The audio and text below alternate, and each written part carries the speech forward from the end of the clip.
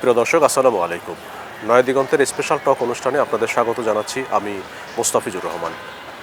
আজকের অতিথি বাংলাদেশ জাতীয়তাবাদী দল বিএনপির কেন্দ্রীয় নির্বাহী কমিটির সদস্য এবং অবিভক্ত ঢাকা মহানগরীর মহিলা দলের সেক্রেটারি ফরিদা ইয়াসমিন। ফরিদা আপু, আপনাকে স্বাগত জানাচ্ছি আমাদের আজকের আয়োজনে। অনেক ধন্যবাদ। আপু, আপনার কাছে প্রথমেই জানতে চাচ্ছি, আপনি সংরক্ষিত মহিলা সংসদ সদস্য হিসাবে প্রতিদ্বন্দ্বিতা করার কথা ভাবছেন এবং বিএনপিও আপনাকে মনোনয়ন দেওয়ার ব্যাপারে চিন্তা করছে। তো এ ব্যাপারে আসলে কেন বিএনপি আপনাকে মনোনয়ন দিবে বা আপনি কেন বিএনপির কাছে মনোনয়ন চাচ্ছেন? ধন্যবাদ আপনাকে। বিসমিল্লাহির রহমানির রহিম। আমি দীর্ঘদিন এলাকায় মাঠ পর্যায়ে কাজ করেছি এবং নারী ও তরুণদের সংগঠিত করেছি। এলাকার নেতাকর্মীর সাথে নিয়ে দলীয় বিগত আন্দোলন সংগ্রামে সক্রিয়ভাবে ভূমিকা রেখেছি। তাই আমি মনে করি দল আমাকে মূল্যায়ন করবে। সেই জন্যই আমি আশাবাদী। আর সংরক্ষিত আসনকে আমি এখন ভাবছি এই কারণেই, আমি জেনারেল আসনেই মনোনয়ন চেয়েছিলাম, কিন্তু দল আমাদের আরেক ভাইকে দিয়েছে। সেজন্য আমি এখন সংরক্ষিত আসনকে আমি বেছে নিয়েছি। এখানে রাজনীতি হচ্ছে সেবার একটি মহান ব্রত। সেই ক্ষেত্রে আমরা যদি সংসদে নারীদের কণ্ঠকে শক্তিশালী করতে চাই, তাহলে আমি মনে করি যে এই সংসদ একটি গুরুত্বপূর্ণ মাধ্যম। সেই জন্যে আমি এই নারী আসনে আমি যেতে চাই। এখানে আমি গেলে আমার এলাকা এবং আমার এলাকার দুস্থ, দরিদ্র, হতদরিদ্র নারীদেরকে নিয়ে আমি কাজ করতে পারবো। সেটা আমার সবসময় একটা স্বপ্ন ছিল। নারীদের কিভাবে উন্নয়ন করব, নারীদের পাশে থেকে কিভাবে রাজনীতিতে নারীদের অংশগ্রহণ বৃদ্ধি করব এবং নারীদেরকে এগিয়ে নেওয়ার জন্য আমার দল যে সমস্ত এখন প্রণোদনা দিচ্ছেন, সেই ক্ষেত্রে আমি আশাবাদী যে আগামী দিনে এদেশে যে অধিক নারী, এই নারীরা এখন রাজনীতিতে তারা এগিয়ে আসবে। এই জন্যই আমি মূলত এখন সংসদে যেতে চাই। বিএনপি বড় একটা আন্দোলনের পরে নিরঙ্কুশ জয়লাভের মাধ্যমে সরকার গঠন করেছে। তো এই সরকারের চ্যালেঞ্জগুলো আপনি কি দেখছেন? এই সরকারের আমাদের সরকারের মূলত চ্যালেঞ্জ হচ্ছে খাদ্য দ্রব্যমূল্য, কর্মসংস্থান, অর্থনীতি, শিক্ষা, স্বাস্থ্য। এই বাস্তবসম্মত দিকগুলোকে স্পষ্টভাবে যদি আমাদের সকলের রোডম্যাপ প্ল্যান, যেটা আমাদের মাননীয় প্রধানমন্ত্রীর যে প্ল্যান, এই প্ল্যানকে সফল করার জন্যই আমাদের এই 5টি জিনিসকে আমরা বাস্তবায়িত করার লক্ষ্যে এগিয়ে যাব। এটাই আমাদের সামনের সবচেয়ে বড় চ্যালেঞ্জ আমি মনে করি। তাছাড়া যে আমাদের 31 দফা দিয়েছেন কর্মসূচি, তার মধ্যে ইতিমধ্যে আপনারা দেখেছেন ফ্যামিলি কার্ডের কর্মসূচি বাস্তবায়নের উদ্বোধন হয়েছে।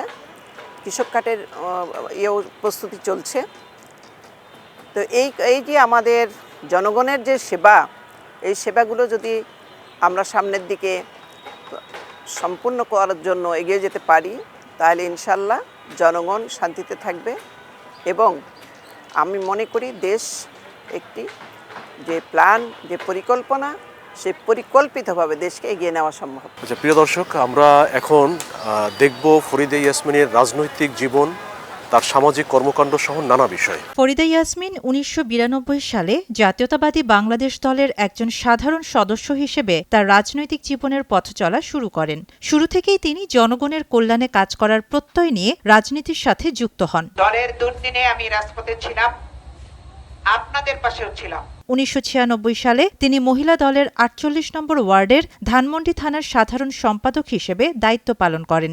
দায়িত্বশীল ও আন্তরিক কর্মকাণ্ডের মাধ্যমে তিনি দলের ভেতরে একজন নিবেদিত প্রাণ কর্মী ও নেত্রী হিসেবে পরিচিতি লাভ করেন। পরবর্তীতে তিনি বিভিন্ন সময়ে দলের নানা গুরুত্বপূর্ণ পদে দায়িত্ব পালন করে সক্রিয়ভাবে সাংগঠনিক কর্মকাণ্ড পরিচালনা করেন। ফরিদা ইয়াসমিন তার নিজ এলাকা কুষ্টিয়ার ভেড়ামারা ও মিরপুর উপজেলায় সার্বক্ষণিকভাবে দলের ইউনিয়ন উপজেলা, জেলা ও বিভাগীয় পর্যায়ের কেন্দ্র ঘোষিত সকল আন্দোলন ও কর্মসূচিতে অংশগ্রহণ করে আসছেন। তৃণমূলের সাথে নিবিড় যোগাযোগ এবং দলীয় কর্মকাণ্ডে তার নিরলস অংশগ্রহণ তাকে স্থানীয় জনগণের কাছে জনপ্রিয় নেত্রী হিসেবে প্রতিষ্ঠিত করেছে। পেশাগত জীবনে শেরেবাংলা বালিকা মহাবিদ্যালয়ে ফরিদা ইয়াসমিন শিক্ষকতা করেছেন। রাজনীতি ও পেশাগত জীবনের অভিজ্ঞতা তাকে জনগণের কাছে নিবেদিত প্রাণ, সৎ এবং দৃঢ়চেতা একজন নারী নেত্রী হিসেবে গড়ে তুলেছে।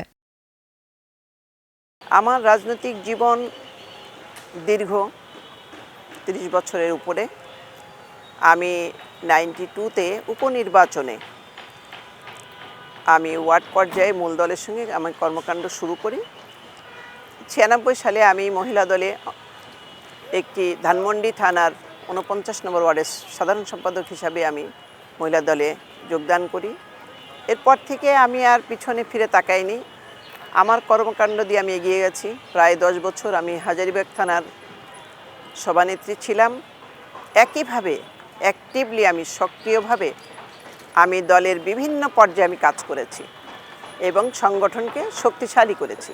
বিগত আন্দোলনেও আমি আমার দায়িত্ব পালন করেছি কুষ্টিয়া 2, ভেড়ামারা ও মিরপুরে, যেখানে আমি আন্দোলনের কর্মসূচিতে শুধু তরুণ তরুণীদের নিয়ে কাজ করিনি, তাদের বিভিন্ন কর্মসূচিতে আমি নেতৃত্ব দিয়েছি। তাদেরকে নিয়ে ঢাকা, খুলনা, যশোর সমস্ত কর্মসূচিতে আমি অংশগ্রহণ করেছি। আপনি তো ঢাকাতে একটি শিক্ষা প্রতিষ্ঠানও পরিচালনা করছেন। জি, আমি রায়েরবাজার হাই স্কুলের আমি সভাপতি ছিলাম। এখন অবশ্য নেই, কিছুদিন আগেই আমার মেয়াদ শেষ। সেখানে আমি মনে করি অনেক ভালো কাজ করেছি। আপনারা জেনেছেন ইতিমধ্যে সেই প্রতিষ্ঠানের শিক্ষার মান এবং 4র্থ শ্রেণীর কর্মচারীদের সমস্ত বেতন ভাতার দিকে আমি খেয়াল করেছি এবং পরিষ্কার পরিচ্ছন্নতা স্বাস্থ্যসম্মত প্রতিষ্ঠান গড়ে তোলার চেষ্টা করেছি এবং খেলাধুলায় আমাদের ছাত্রছাত্রীদেরকে থানা এবং জেলা পর্যায়ে ব্যাপকভাবে অংশগ্রহণের ব্যবস্থা করেছি এবং তার ফল এখন পাওয়া যাচ্ছে। পড়াশোনায় এবার আমাদের রায়েরবাজার হাই স্কুল অনেক ভালো রেজাল্ট করেছে, একাধিক ছাত্রছাত্রী বৃত্তি পেয়েছে। আমার খুবই ভালো লাগছে দেখে যে বিগত 17 বছর তো আসলে পড়াশোনার মান ছিল না, এইভাবে প্রতিষ্ঠানগুলোকে একেবারে ধ্বংসের দ্বার প্রান্তে নিয়ে গেছিল। সেখান থেকে টেনে এখন এই প্রতিষ্ঠানগুলোকে আমরা এখন আবার সেই অবকাঠামো দাঁড় করার চেষ্টা করছি। ইতিমধ্যেই আপনারা শুনেছেন এহসানুল হক মিলন সাহেব শিক্ষামন্ত্রী হয়েছেন। আমি আশা করি যে উনি এই শিক্ষা ব্যবস্থাকে আগের মতোই আবার সেই মান উন্নয়ন করবেন, এটা আমি আশাবাদী। তো আপা, আপনাকে অসংখ্য ধন্যবাদ আমাদেরকে এতক্ষণ সময় দেওয়ার জন্য। ধন্যবাদ। আপনাদের মাধ্যমে আমি আমার এলাকার ভেড়ামারা মিরপুরের জনগণ, দলীয় নেতাকর্মী সবার কাছে আমি অসংখ্য ধন্যবাদ জানাচ্ছি, সবার কাছে দোয়া চাচ্ছি। আল্লাহ হাফেজ। বাংলাদেশ জিন্দাবাদ। প্রিয় দর্শক, আজ এ পর্যন্তই। সবাই ভালো থাকুন, সুস্থ থাকুন সেই প্রত্যাশা করছি। আল্লাহ হাফেজ। আসসালামু আলাইকুম।